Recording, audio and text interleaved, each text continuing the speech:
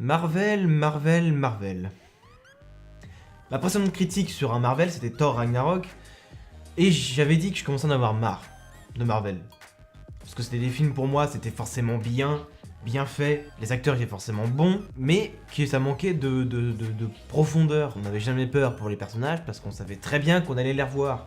Et dans le dernier Captain America, il y a le personnage de Black Panther qui apparaît, un peu en mode YOLO, salut, je suis un nouveau personnage, vous avez jamais entendu parler de moi, mais j'arrive, voilà, donc pourquoi pas, remarque, c'est vrai qu'il était plutôt cool, ce personnage, plutôt stylé, mais en ayant vu la bande-annonce, j'ai eu plusieurs pensées. Je me suis dit que déjà, on savait très bien qu'il allait être dans Infinity Wars, le prochain Marvel qui a pour but de réunir tous les films qui sont sortis ces dernières années. Cet épisode-là, ce sera la fin de l'ère Marvel tel qu'on le connaît. Et on sait très bien que ce personnage-là, il sera présent dans le film. Donc déjà, le film Black Panther, bah t'as pas peur pour la vie ou les vies des personnages principaux. Parce que tu sais très bien qu'ils vont être là plus tard. Et c'est ça qui est chiant avec Marvel, c'est que bon, c'est bien, c'est du spectacle, mais c'est la plus grande saga de films de toute l'histoire du cinéma, et du coup, ils peuvent pas faire ce qu'ils veulent avec les personnages. Et ma deuxième pensée, c'était tiens, Marvel fait un film qu'avec des acteurs noirs. Il y a que 2 acteurs blancs dans le film. Évidemment, c'est bien, parce que ça met en avant un peu une population, une tranche de la population qu'on n'a pas l'habitude de voir dans ce genre de production-là. Mais en discutant avec des gens, je me suis rendu compte que c'était bien. Il y en a certains qui pouvaient penser, ouais, ils font ça parce qu'en ce moment, il y a tellement de gueulage sur les réseaux sociaux, sur les discriminations, que c'est un coup marketing de faire ça, mais non. C'est juste qu'ils ont pris ces acteurs-là parce qu'ils étaient bons, que l'action se passe en Afrique, et que ça permet de promouvoir une culture qu'on n'a pas l'habitude de voir dans des grosses productions comme ça. Et c'est carrément cool. Il y a une histoire comme quoi chaque film est politique, un petit peu. Là je pense Black Panther, un petit peu, pas que, mais carrément un petit peu, ouais. Carrément un petit peu, vous vous rendez compte à quel point c'est pas cohérent. Ouais. Du coup, oui, j'ai bien aimé Black Panther.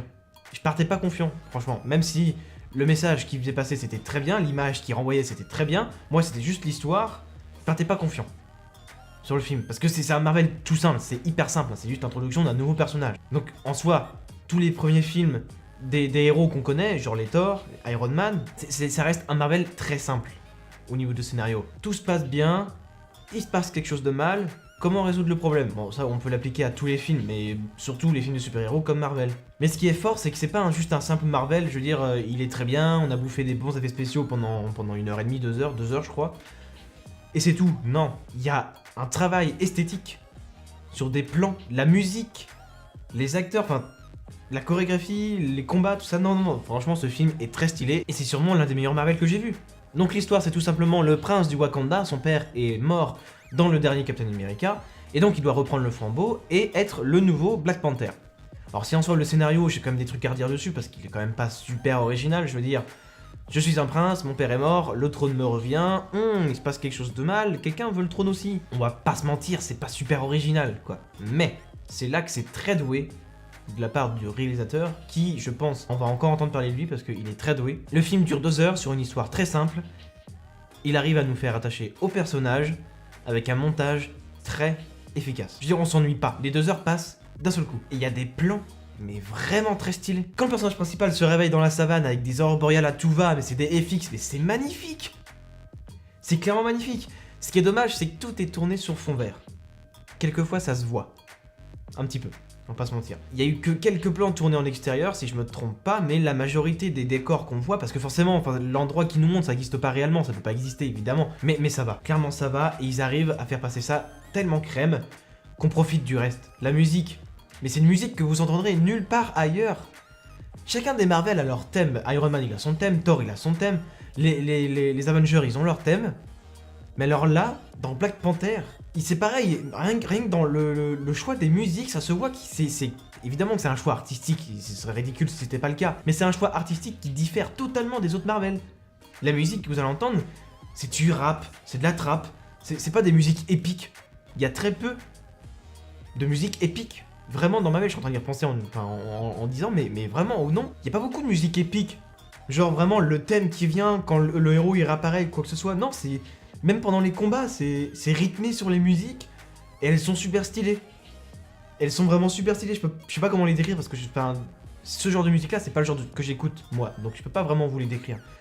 Mais c'est très stylé, les acteurs ils sont tous dingues, il y a Martin Freeman que j'adore, il y a une actrice qu'on voit dans American Horror Story, je suis désolé, je suis vraiment nul pour mettre des noms sur les visages, donc je vais mettre leur tête là, à côté, mais les acteurs sont très bons, je pensais pas m'accrocher tant que ça à certains des personnages, et ils ont réussi à le faire, donc GG à eux, parce que Marvel, comme je l'ai dit, je commence à en avoir un peu marre, et du coup ils ont réussi ça, enfin le réalisateur a réussi à faire ça, GG à lui. Après, ce que j'ai un peu moins aimé, je vous l'ai dit, le scénario, parce que du coup, c'est juste une histoire de trône, qui veut le trône, mais il y a aussi une histoire de la ville, le pays Wakanda, en fait, est connu pour être un pays du tiers-monde, très pauvre, sauf qu'en fait, il repose sur un gros caillou super magique, qui leur confère une technologie, ils ont des dizaines d'années en avance sur tout le monde, sauf qu'ils ont fait le choix de se cacher. Donc personne d'autre, à part leur pays, est au courant de ce qui se passe dans la ville, parce qu'eux, ils ont des trains magnétiques, enfin...